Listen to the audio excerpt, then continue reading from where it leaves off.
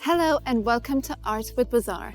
I'm Ayesha Shehmir and today we are at NYU AD to find out exactly how the institution is shaping the region's art scene and welcoming all forms of creative expression.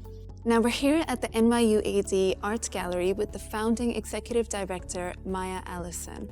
Maya, I wanted to start with Abu Dhabi's ambition of becoming a global cultural capital. What are some of the ways the Art Gallery has contributed to this goal? When I think about the ambitions of Abu Dhabi and the UAE, one of the things that I find so inspiring is thinking about the future of a nation and how we think about a national identity as a place where so many different worlds come together in the UAE and in Abu Dhabi.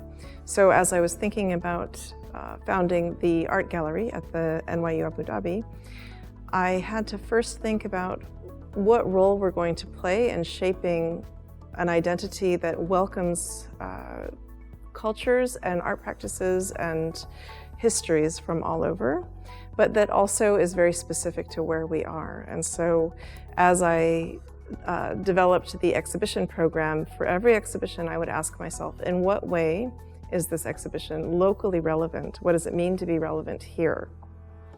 But also, what does it mean for us to be significant on a global stage for the arts? And so that's sort of the beginning question that I ask as I start to think about what exhibitions to bring. They all have to answer both of those questions, which is part of the larger mission, I think, for the country as a whole, to think about our role as a country on this planet. And one of the unusual things about the gallery is that each exhibition is dramatically different from the last. And I think it's this diversity of the exhibition program that stirs up so much cross-cultural exchange. Was this the intention? Yes, I'm really glad that you brought up the diversity of the exhibition program, because one of the things that surprises visitors is that they arrive and with each exhibition, the whole space looks different. You know, in this exhibition we have a painted floor and strangely painted walls, and the last exhibition we had a sort of traditional museum hang of historical artwork.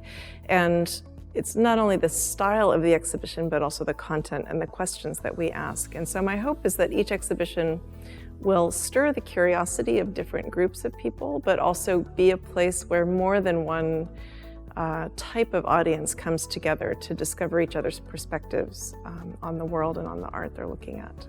In your view, what has been the most interesting showcase of art history here?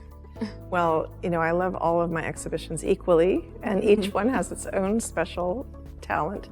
But in a way, every time you make an exhibition, you are actually making art history, because in that moment, that exhibition tells a story about that art that, of course, the story becomes his story. And so even for a contemporary art exhibition, so I'm going to start with one you might not think of as an art history exhibition, which was Speculative Landscapes. And this was an exhibition of 4 UAE-based artists, and the work that they were, the sort of questions they're asking about the future, both of the country and of the world. But in that moment, I was telling a story about the UAE as a home for these really experimental avant-garde artists and this new generation.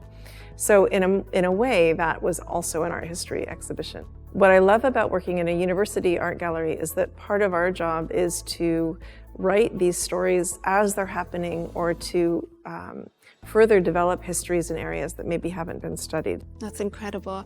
And currently Onview is an exhibition by the well-renowned trio Ramin, Rokni and Hissam. And this is actually their first institutional solo exhibition in the UAE. So what are some of the themes that we'll find here?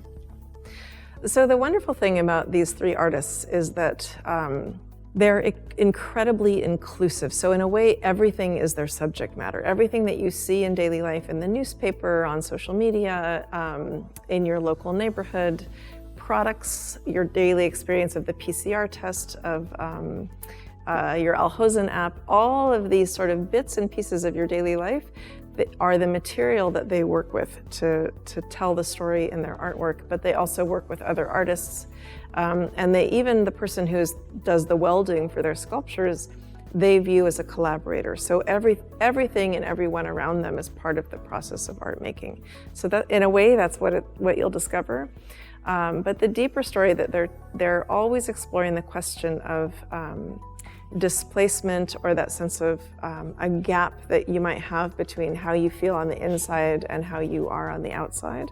And for them, as they're living in exile from their home, they call it a self-imposed exile from Iran. They've adopted the UAE as their home country.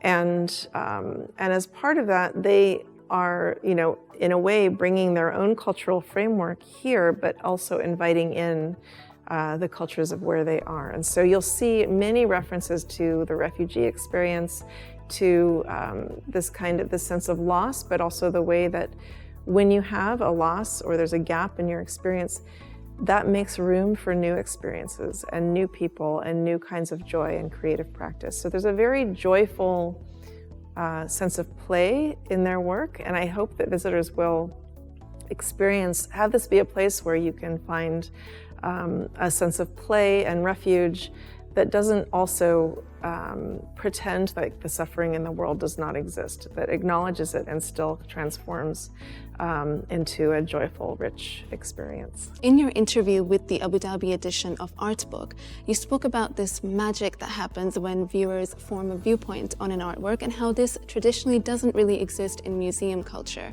What are some of the ways the art gallery is ensuring interpretive freedom and inclusivity? I would like to say that I do believe that all museums would like to have this kind of open dialogue, and that they do try to. But that because we often have the feeling that art requires a lot of knowledge and history, and that we are, there's sort of a sense when you go into a museum that the museum will tell you what the art is about, even though the truth is that I don't think any curator would ever want to be that directive. The reality is that we experience it as an intimidating space. And so what I do is I ask, as I train and work with, for example, student tour guides, we call them docents. I work with the students, and my team works together really hard to think about creating exhibition tours that begin with a question. What do you see? How do you see it? What does this make you think of? And I tell you a story about, this painting on the floor, but how do you see it? What do you notice? What else do you see? And that this creates a sense of permission to have your own perspective, and that there's no wrong perspective when it comes to art. My favorite thing is when somebody says, I don't like it, or I don't think it's art, or I love it, and it's a completely different reason from why I like it. And I say, that's really great. I'm really glad you were honest, because then I can learn a new perspective. What do you see when you look at this? And that actually is, then at that moment when the visitor realizes they're allowed to have their own perspective, something shifts in the energy, and a beautiful dialogue begins about what we're actually doing here. When we're in an exhibition is not a dead space, it's a living space where conversations are more than what is spoken or what's experienced from the artist to you through the work, and vice versa. Wonderful. Thank you so much, Maya. Thank you. Thank you. Thank you for watching this episode of Art with Bazaar, and we'll see you next time.